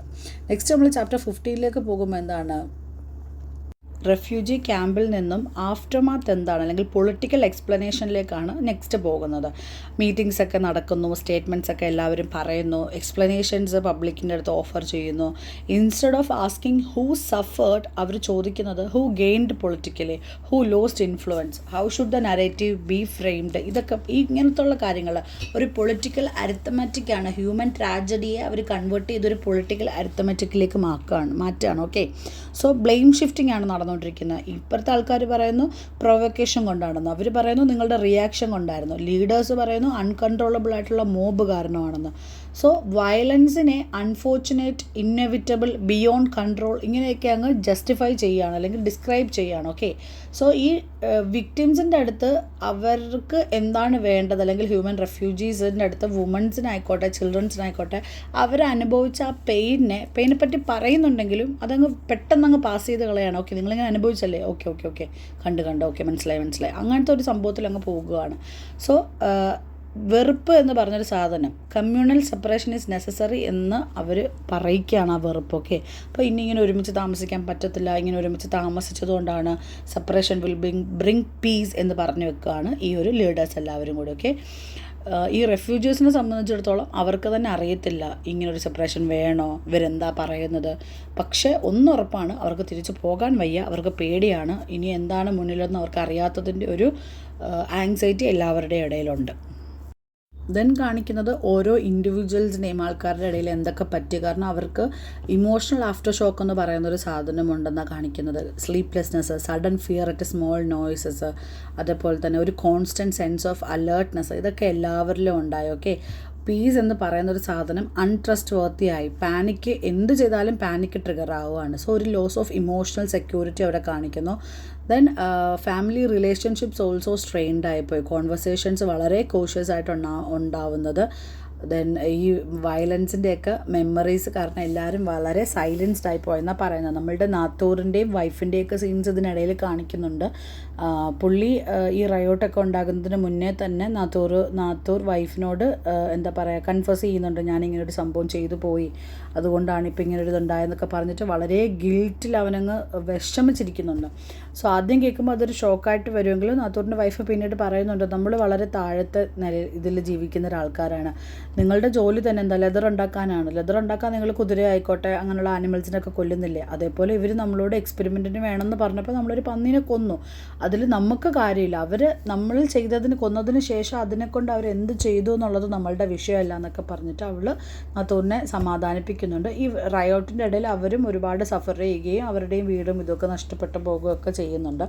സോ ആ ഒരു എന്താ പറയുന്നത്, പിഗിനെ അവനെ കൊണ്ട് കൊന്നു എന്നുള്ളൊരു തെറ്റ് മാത്രമേ അവൻ ചെയ്തുള്ളൂ, എങ്കിൽ പോലും അവനുണ്ടാകുന്ന അത്ര ഗിൽട്ട് പോലും മുരാദലീനെ പോലെ ഒഫീഷ്യൽസിന് ഇത്രയും പ്രശ്നങ്ങൾ കഴിഞ്ഞതിന് ശേഷവും പൊളിറ്റിക്കൽ ലീഡേഴ്സിനോ അല്ലെങ്കിൽ തലപ്പത്തിരിക്കുന്നവർക്കോ നാത്തൂരിനെ പോലെ ഏറ്റവും താഴേക്കിടയിലുള്ള ഒരു ദളിതിന് ഫീൽ ചെയ്ത് അത്രയും ഗിൽട്ട് പോലും, കാരണം താഴേക്കിടയിൽ നിന്ന് പറയാൻ കാരണം അന്നത്തെ അവരുടെ സാഹചര്യം അനുസരിച്ച് അവർക്കിതിനൊന്നും റെസ്പോൺസിബിലിറ്റി ഇല്ല, അല്ലെങ്കിൽ അവനൊരു ഹയർ ഒഫീഷ്യൽ അല്ല, ഒരു പൊസിഷനിൽ അതൊന്നും സ്റ്റോപ്പ് ചെയ്യാൻ പറ്റുന്ന ഒരു പൊസിഷനിൽ ഒരാളല്ല നാത്തൂർ, എന്നിട്ട് പോലും അവന് ഫീൽ ചെയ്ത് അത്രയും ഗിൽറ്റ് പോലും ഈ ഒഫീഷ്യൽസിന് ആർക്കും ഉണ്ടായിട്ടില്ല എന്നുള്ളതാണ് വാസ്തവം. ഓക്കെ, സോ ഈ റയോട്ടിന് ശേഷം ഫിയർ എന്ന് പറയുന്നൊരു സാധനം ഒരു ഹാബിറ്റായിട്ട് മാറുകയാണ്. ചാപ്റ്റർ 17-18 വരുമ്പോൾ ഒരു ഫങ്ഷനിങ് ആയിട്ടുള്ള സർഫസിൽ മാത്രം എഗെയിൻ ഫങ്ഷനിങ് ആയിട്ടുള്ള ഒരു ടൗണിനെയാണ് പ്രസൻറ്റ് ചെയ്യുന്നത്. അത് ഫങ്ഷനിങ് ആണെങ്കിൽ പോലും it inwardly remains deeply fractured. Okay, ഷോപ്സൊക്കെ ഓപ്പണായി, പീപ്പിളൊക്കെ അങ്ങോട്ടും ഇങ്ങോട്ടും പോകുന്നുണ്ട്, ഓഫീസസൊക്കെ ഫങ്ഷനായി തുടങ്ങി, പക്ഷേ everything feels very strained and artificial. Okay, without a wholeness എന്ന് പറയുന്ന ഒരു അവസ്ഥയിലേക്ക് സൈലൻസ് ആണ് എല്ലായിടവും കാണാൻ പറ്റുന്നത്. People avoid discussing the riots, അതിനെപ്പറ്റി സംസാരിക്കാൻ പോലും ആർക്കും ഇഷ്ടമല്ല. കോൺവെർസേഷൻസ് ഒക്കെ അബ്രപ്റ്റ് ആയിട്ടുള്ള ടോപ്പിക്കിലേക്ക് മാറി, ഈവൻ നൈബേഴ്സ് പോലും അങ്ങോട്ടും ഇങ്ങോട്ടും പൊളൈറ്റ് ആയിട്ടുള്ള വേർഡ്സൊക്കെ എക്സ്ചേഞ്ച് ചെയ്യുന്നുണ്ടെങ്കിൽ പോലും ആരും എന്താ പറയുന്നത് ഇനിയും ഒരു പ്രശ്നത്തിലേക്ക് പോകുമോ എന്നുള്ളൊരു പേടി കാരണം വാക്കുകളൊക്കെ വളരെ സൂക്ഷിച്ചാണ്. ഇനിയൊരു റിട്ടേൺ ഇല്ല, ആ ഒരു പാസ്റ്റിലേക്ക് ഇനിയൊരു റിട്ടേൺ ഇല്ല എന്നുള്ളത് എല്ലാവർക്കും മനസ്സിലായി. Okay, so the innocence of coexistence is gone. ഇനി ഒരിക്കലും എല്ലാവർക്കും ഒരുമിച്ച് ആ പഴയതുപോലെ നിൽക്കാൻ പറ്റില്ല എന്നുള്ളൊരു സാധനം എല്ലാവർക്കും മനസ്സിലായി. So normalcy before the riot was fragile and now it is broken. അതാണ്. പിന്നെ ഇമോഷണൽ റെസ്ട്രെയിൻ, അതായത് എന്ത് ഇമോഷൻസ് വന്നാലും അത് കെയർഫുള്ളി അങ്ങ് കൺട്രോൾ ചെയ്യുകയാണ്. ആങ്കർ വന്നാൽ അത് സപ്രസ് ചെയ്യുകയാണ്. ഗ്രീഫ് എന്ന് പറയുന്ന സാധനം മ്യൂട്ടഡ് ആക്കി പോകണം, കാരണം അത് പറഞ്ഞു കഴിഞ്ഞാൽ മറ്റുള്ളവർ അവരുടെ കുറ്റം കാരണം ഇന്ന ആൾ മരിച്ചു എന്ന് പറയുന്നത് പോലെ ആകുമോ എന്ന് പേടിച്ചിട്ട്. ദെൻ ഒരു മോറൽ എക്സ്റ്റോഷൻ കാണിക്കുകയാണ്. ആരെയും വെറുക്കാനും വയ്യ, ആർക്കും ക്ഷമിച്ചു കൊടുക്കാനും വയ്യ, എന്താ പറയുന്നത് ഭയങ്കര കൺഫ്യൂസ്ഡ് ആയിട്ടുള്ളൊരു സ്റ്റേറ്റിലാണ് ആൾക്കാരെല്ലാം ഉള്ളതെന്ന് കാണിക്കുകയാണ്. ഇതൊരു റയോട്ടിൻ്റെ ലോങ് ടേം ഡാമേജ് ആയിട്ടാണ് കാണിക്കുന്നത്, ഒരു കംപ്ലീറ്റ് റിക്കവറിയുടെ ഇമ്പോസിബിലിറ്റി. ഓക്കെ, ചാപ്റ്റർ 18 എന്ന് പറയുന്നത് വളരെ എന്താ പറയുക ക്വയറ്റർ ഇൻ ആക്ഷൻ ആണ്, പക്ഷേ ഹെവിയർ ഇൻ മീനിങ് അങ്ങനത്തെ ഒരു ചാപ്റ്ററാണ്. കാരണം riots are now part of the past but their moral questions refuse to fade. Okay, അത് മാഞ്ഞു പോകാൻ തയ്യാറല്ലാത്തതുപോലെ നിൽക്കുകയാണ്. ഈ ഒരു ചാപ്റ്റർ ഫോക്കസ് ചെയ്യുന്നത് റിഫ്ലക്ഷനിലാണ്. ഇൻഡിവിജ്വൽ ആയിട്ടുള്ള ആൾക്കാർ റിഫ്ലക്റ്റ് ചെയ്യുന്നത്, സൊസൈറ്റി നടന്ന സംഭവങ്ങളിൽ റിഫ്ലക്റ്റ് ചെയ്യുന്നത്, then indirectly by the reader, വായിക്കുന്ന നമ്മളെക്കൊണ്ടും ആ നടന്ന സംഭവങ്ങൾ റിഫ്ലക്റ്റ് ചെയ്യിപ്പിക്കുന്ന ഒരു ചാപ്റ്ററാണ് ചാപ്റ്റർ 18 എന്ന് പറഞ്ഞാൽ. ആൾക്കാർ ക്വസ്റ്റ്യൻ ചോദിക്കാൻ തുടങ്ങുകയാണ്. So for the first time ഈ ഒരു ചാപ്റ്ററിലൂടെ റിഫ്ലക്ഷൻ വരികയാണ്. പബ്ലിക്കലി അല്ല, ഇൻറ്റേർണലി. എന്തിനാണിത് നടന്നത്, ആർക്കാണ് ഇതിൽ നിന്ന് ബെനിഫിറ്റ് കിട്ടിയത്, ആർക്കാണ് എല്ലാം നഷ്ടമായത്, അങ്ങനത്തെ ഒരു സാധനം. ഈ ഐഡിയോളജീസ് എന്ന് പറയുന്ന സംഭവം, പൊളിറ്റിക്കൽ റിലീജിയസും സ്ലോഗൻസും വൺസ് അത് കേൾക്കുമ്പോൾ ഗൂസ് ബംസ് വന്നുകൊണ്ടിരുന്ന ആൾക്കാർക്ക് ഇപ്പോൾ അത് എംപ്റ്റി ആയിട്ടും അബ്സേർഡായിട്ടും ഫീൽ ചെയ്യാണ്. ഓക്കെ, ആ ഒരു റിയാലിറ്റിയിൽ നിന്ന് അതങ്ങ് വളരെ ഡിറ്റാച്ച്ഡ് ആണെന്ന് അവർ മനസ്സിലാക്കുകയാണ്. So people realise that no ideology protect them, no slogan saved their lives, no cause justified the destruction. ആ ഒരു സാധനം അൾട്ടിമേറ്റായിട്ട് അവർ മനസ്സിലാക്കുകയാണ് ഓരോ ആൾക്കാരും. ദെൻ പറയുന്നത് ഷെയർഡ് ലോസ് ആയിട്ട് മനസ്സിലാക്കുകയാണെന്ന്, ഒരു സബ്റ്റിലായിട്ടുള്ള ഒരു ഷിഫ്റ്റ് അവിടെ ഉണ്ടാവുകയാണ്. സഫറിങ് എന്ന് പറയുന്ന സാധനത്തെ റെക്കഗ്നൈസ് ചെയ്യുന്നത് ഇപ്പോൾ ഷെയർഡ് ആയിട്ടാണ്. അവർക്ക് മാത്രം, ഞങ്ങൾക്ക് മാത്രം, അങ്ങനെയല്ല, നമ്മൾക്ക് ഒരുമിച്ചുണ്ടായ ഒരു അപകടം, അങ്ങനത്തെ രീതിയിലേക്ക് ഇത് നമ്മൾ നടന്ന റയോട്ടിനെ റെക്കഗ്നൈസ് ചെയ്യാൻ തുടങ്ങി. പെയിൻ എന്ന് പറയുന്ന സാധനം no longer seen as belonging to one community. Okay, so ഈ ഒരു recognition remain silent and private. Okay, അവർ അങ്ങോട്ടും ഇങ്ങോട്ടും ഷെയർ ചെയ്തെന്നല്ല, ഒരിക്കലും അത് ഉറക്കെ പറഞ്ഞിട്ടുമില്ല. പക്ഷേ എന്താണ്, അവർക്ക് ഉള്ളിൻ്റെ ഉള്ളിൽ എല്ലാവർക്കും അങ്ങോട്ടും ഇങ്ങോട്ടും മനസ്സിലായ കാര്യമാണ് പറഞ്ഞത്. ദെൻ ഒരു സെൻസ് ഓഫ് ജസ്റ്റിസ് അവിടെ ഇല്ലെന്ന് ഈ ഒരു ചാപ്റ്റർ നമുക്ക് മനസ്സിലാക്കി തരികയാണ്. കാരണം ഒരുപാട് ക്രൈംസ് അൺപണിഷ്ഡ് ആയിട്ട് പോയിട്ട്, ഒരുപാട് ഡെത്തുകൾ അൺനെയിംഡ് ആയിട്ട് പോയി. അപ്പോൾ ജസ്റ്റിസ് അവിടെ ഓഫ് കോഴ്സ് ആബ്സെൻ്റ് ആണ്. Then weight of the memory കാണിക്കുന്നുണ്ട്. ഈ ഒരു റിമെമ്പറിങ് തന്നെ അവരെ ഹേർട്ടാക്കുന്നുണ്ട്. ഫോർഗെറ്റ്ഫുൾ അല്ലെങ്കിൽ ഫോർഗെറ്റ് ചെയ്യുക എന്ന് പറയുന്നത് ഇമ്പോസിബിളായിട്ട് മാറുന്നത് പോലെ ഈ ചാപ്റ്റർ നമുക്ക് മനസ്സിലാക്കി തരാണ്. സോ ഈ ഒരു ചാപ്റ്ററിൻ്റെ കോർ ഐഡിയ എന്ന് പറഞ്ഞാൽ when violence ends without justice or truth, society is left morally suspended എന്ന്. ഓക്കെ, ആൻഡ് ചാപ്റ്റർ 19 എത്തുമ്പോൾ കാണിക്കുന്നത് ഹിസ്റ്റോറിക്കൽ റിയാലിറ്റി. അത് ഈ പാർട്ടീഷനാണല്ലേ, നമുക്ക് ഈ ചാപ്റ്ററിൻ്റെ നോവലിൻ്റെ തുടക്കം തൊട്ടേ അറിയാം എങ്ങോട്ടാണ് ഇത് ലീഡ് ചെയ്യുന്നത്. അപ്പോൾ അൺഅവോയ്ഡബിൾ ആയിട്ടുള്ള ആ ഒരു എന്താ പറയുക ഹിസ്റ്റോറിക്കൽ റിയാലിറ്റിയിലേക്ക് ഓപ്പൺ ചെയ്യുകയാണ്. ദെൻ ഐഡിയ ഓഫ് സെപ്പറേഷൻ, അത് എല്ലാവർക്കും അറിയാം. നേരത്തെ എന്ന് വെച്ചാൽ എന്താ പറയുന്നത്, നടക്കുമോ, അങ്ങനെ ഉണ്ടാവുമോ, അങ്ങനെയൊക്കെ പറ്റുമോ എന്നുള്ളതല്ല. ഇപ്പോൾ ചോദിക്കുന്നത് എപ്പോൾ, എങ്ങനെ, അങ്ങനെയാണ്. ഓക്കെ, എല്ലാവർക്കും മനസ്സിലായി അങ്ങനൊരു സെപ്പറേഷൻ ഉണ്ടാകും. കാരണം living together again feels impossible. Okay, so കമ്മ്യൂണിറ്റീസൊക്കെ പ്രിപ്പയർ ചെയ്യുകയാണ് പാർട്ട് ചെയ്യാൻ വേണ്ടിയിട്ട്. ഫാമിലീസൊക്കെ ഗോയിങ് എവേ ഫോർ ഗുഡ് എന്ന് പറയുന്നൊരു കൺസെപ്റ്റ്. നമുക്ക് ഫ്യൂച്ചറിലേക്ക് അവർ കരുതി വെച്ചിരുന്ന പല കാര്യങ്ങളും വേണ്ട, വീടുകളും സ്ഥലങ്ങളും ഒക്കെ ഒന്നെങ്കിൽ വളരെ പെട്ടെന്ന് തന്നെ കുറഞ്ഞ വിലയ്ക്ക് ആർക്കെങ്കിലും വിൽക്കുന്നു, അല്ലെങ്കിൽ അബാൻഡൻ ചെയ്തിട്ട് പോകുന്നു. ലോങ് ടേം പ്ലാൻസ് ഒക്കെ ടെമ്പററി ഫിയർ റീപ്ലേസ് ചെയ്യുന്ന ഒരു കാഴ്ച നമുക്ക് അവിടെ കാണാം. സോ ഒരു ലോസ് ഓഫ് ഷെയർഡ് ഫ്യൂച്ചർ അവിടെ പോർട്രേറ്റ് ചെയ്യപ്പെടുന്നുണ്ട്. ഷെയർഡ് ഫെസ്റ്റിവൽസ് ആയിക്കോട്ടെ, നെയ്ബർഹുഡ് ഇൻറ്റിമസി ആയിക്കോട്ടെ, അല്ലെങ്കിൽ ഈ മിക്സ്ഡ് ലൊക്കാലിറ്റീസ്, അതൊന്നും ഇനി ഇല്ല. There is A lost of co existence എന്ന് പറയുന്ന സാധനം. ദെൻ ഈ ഒരു ചാപ്റ്ററിൽ നമുക്ക് മനസ്സിലാകും ആർക്കും ആങ്കർ ഒന്നും അല്ല. ഈ ചാപ്റ്റർ ഭയങ്കര ക്വയറ്റാണ്. ഓക്കെ, ആങ്കർ എന്ന് പറയുന്ന സാധനം അങ്ങ് ഇല്ലാതായതുപോലെ, അത് കത്തി കത്തി കത്തി തീർന്നതുപോലെ ആങ്കർ അങ്ങ് ഇല്ലാതായി എന്നുള്ളൊരു സംഭവമാണ് കാണിക്കുന്നത്. കാരണം ബിറ്റർനെസ്സും സോറോവാണ് ഈ ഒരു എൻഡിലേക്ക് എത്തുമ്പോൾ നമുക്ക് മനസ്സിലാക്കാൻ പറ്റുന്ന feelings. So people are no longer shouting slogans, they are packing bags. എല്ലാവരും ഇങ്ങനെ ഈ എന്താ പറയുന്നത് കമ്മ്യൂണൽ ആക്ടിവിറ്റീസ് അല്ലെങ്കിൽ ഈ ഷൗട്ടിങ് സ്ലോഗൻസിൽ നിന്നൊക്കെ മാറിയിട്ട് അവരുടേതായ ലൈഫ് നോക്കിയിട്ട് എങ്ങനെയെങ്കിലും രക്ഷപ്പെടാൻ ശ്രമിക്കുകയാണ്. ഓക്കെ, സോ പൊളിറ്റിക്കൽ ഡിസ്കഷൻസൊക്കെ അല്ലെങ്കിൽ ഡിസിഷൻസൊക്കെ ബാക്ക്ഗ്രൗണ്ടിൽ നടക്കുന്നുണ്ടെങ്കിലും ഈ സഹ്നി ഫോക്കസ് ചെയ്യുന്നത് ഓർഡിനറി ഫാമിലീസിലേക്കാണ്. അവരുടെ അൺസർട്ടൈൻ ജേർണീസ്, മുമ്പിൽ എന്താണെന്ന് അറിയാതെ അവർ പോകാൻ പ്രിപ്പയർ ചെയ്യുന്നത്, A fear of unknown future, അതിലേക്കാണ്. എങ്ങനെയാണ് ഈ ഒരു റയോട്ട് അല്ലെങ്കിൽ ഈ പാർട്ടീഷൻ എന്ന് പറയുന്ന സാധനം ഒരു ഗ്രാൻഡ് പൊളിറ്റിക്കൽ ഇവൻറ്റ് ആയിട്ടല്ല, പക്ഷേ ആസ് എ ഹ്യൂമൻ റപ്ചർ ആയിട്ടാണ് കാണിക്കുന്നത്. ഓക്കെ, സോ അവിടെ ഒരു അക്സെപ്റ്റൻസ് നടക്കുവാണ്. ഒരു ഹീലിംഗ് ഇല്ല, പക്ഷെ ഒരു അക്സെപ്റ്റൻസ് നടക്കുവാണ്. People accept separation. They do not understand it nor they do find peace in it, but they accept it. They know that the separation is inevitable. So ഈ ഒരു ചാപ്റ്ററിൻ്റെ കോർ ഐഡിയ എന്ന് പറഞ്ഞാൽ partition emerges as an irreversible consequence of moral and social collapse. ആരൊക്കെയോ ചേർന്ന് deliberately ഉണ്ടാക്കിയ ഒരു റയോട്ടിൻ്റെ after മാത്തായിട്ട് partition നടക്കുകയാണെന്നാണ് ഈ ചാപ്റ്റർ കാണിക്കുന്നത്.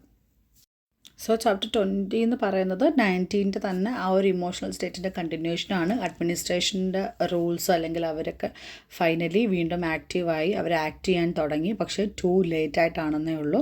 സോ അഡ്മിനിസ്ട്രേഷൻ ഇപ്പോൾ ഫുള്ളി ആക്റ്റീവായിട്ട് നടക്കുന്നുണ്ട്. ഓർഡറെല്ലാം വളരെ ക്ലിയർ ആണ്. സെക്യൂരിറ്റി അറേഞ്ച്മെൻറ്റ്സ് നടക്കുന്നുണ്ട്. ട്രാൻസ്ഫേഴ്സും ഇവാക്യുവേഷൻസും ഒക്കെ പ്ലാൻ ചെയ്യുന്നുണ്ട്. സോ ഐറോണിക്കലി പറയുകയാണെങ്കിൽ ഈ ഒരു efficiency appears only after the irreversible damage has been done. Okay, ഈ ഒരു system failed to prevent the violence. പക്ഷേ ഇപ്പോൾ അത് വളരെ സ്മൂത്തായിട്ട് അത് മാനേജ് ചെയ്യാൻ, അതിൻ്റെ കോൺസിക്വൻസിനെ മാനേജ് ചെയ്യാൻ ഇപ്പോൾ സ്മൂത്തായിട്ട് വർക്ക് ചെയ്യുന്നു. അത് നേരത്തെ വർക്ക് ചെയ്തിരുന്നെങ്കിൽ ഇങ്ങനെ ഒരു കോൺസിക്വൻസ് ഇത്ര ആൾക്കാർ ഫേസ് ചെയ്യേണ്ടി വന്നിരിക്കില്ല എന്നാണ് പറഞ്ഞു വെക്കുന്നത്. സോ ആൾക്കാർ നേരത്തെ പറഞ്ഞതുപോലെ നമ്പേഴ്സും ഫയൽസും ലിസ്റ്റും ഒക്കെ ആയിട്ട് മാറിപ്പോവുകയാണ്. അവരെല്ലാവരും ചെറിയ ചെറിയ ബണ്ടിൽസ് ക്യാരി ചെയ്തിട്ട് അവരുടെ ഫെമിലിയറായിട്ട് അത്രയും നാൾ അവർ ജീവിച്ചിരുന്ന ആ സ്ട്രീറ്റിലേക്കൊക്കെ ഒരു തവണ കൂടി അവസാനമായിട്ട് തിരിഞ്ഞു നോക്കി. ഇനി എപ്പോഴെങ്കിലും അങ്ങോട്ടേക്ക് തിരിച്ച് വരുമോ ഇല്ലയോ എന്നുള്ള അതറിയാതെ ഒരു ഫോഴ്സ്ഡ് ഡിപ്പാർച്ചർ നടക്കുകയാണ് അവിടെയൊക്കെ.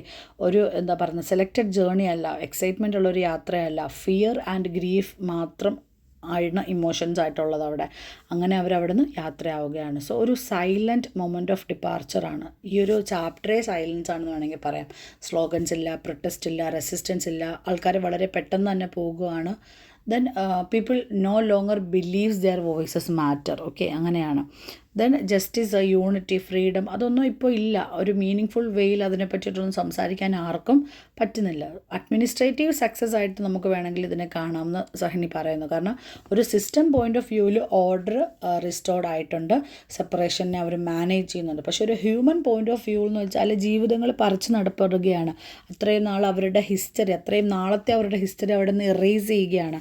അതിൽ നിന്നൊക്കെ ഉണ്ടാകുന്ന പെയിൻ എന്ന് പറയുന്നത് പെർമനൻ്റ് ആവുകയാണ് അല്ലേ. കോർ ഐഡിയ എന്ന് പറഞ്ഞാൽ ഇവിടെ മൊറാലിറ്റി ഫെയിൽ ആയെടുത്ത് അഡ്മിനിസ്ട്രേഷൻ റീപ്ലേസസ് ഹ്യൂമാനിറ്റി എന്നാണ് പറയുന്നത്. ഓക്കെ, ഇനി ദ ഫൈനൽ ചാപ്റ്ററിലേക്ക് വരുമ്പോൾ ഒരു റെസൊല്യൂഷൻ ഇല്ലാതെ അതങ്ങ് തീരുകയാണ്. Okay, Tamas does not offer relief or closure.